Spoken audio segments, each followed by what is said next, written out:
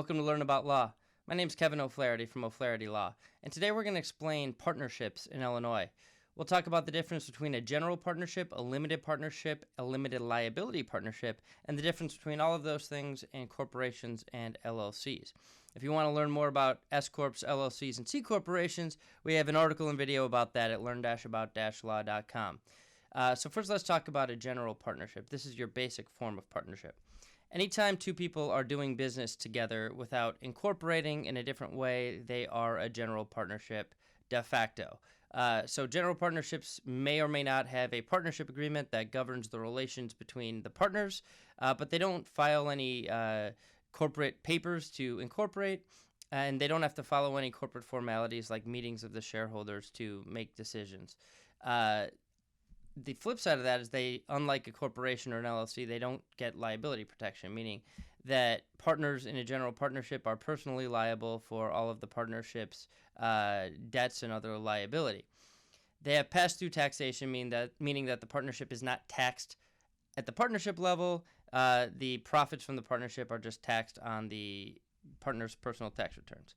So it's the simplest form of doing business with another person. You're not adding any corporate layers on top of things.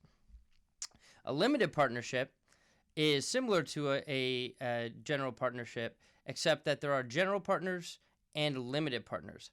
General partners have all of the management rights and all of the personal liability. So like a general partnership, general partners in a limited partnership are personally liable for all of the partnership's debts, but they have all the management control.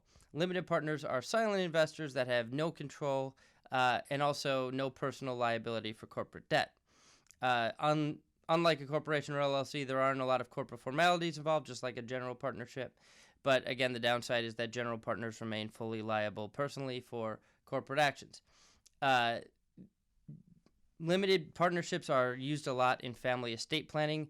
They are good for protecting assets from creditors. They are less useful in actually operating a fully functioning business because of that lack of liability protection and that lack of, there's also lack of tax benefits that you would get by being an S-Corp.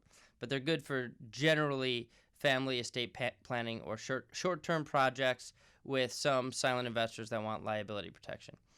Finally, limited liability partnerships are kind of the other end of the spectrum from general partnerships. There are general partners and limited partners, but general partners are protected from liability for one another's wrongdoing.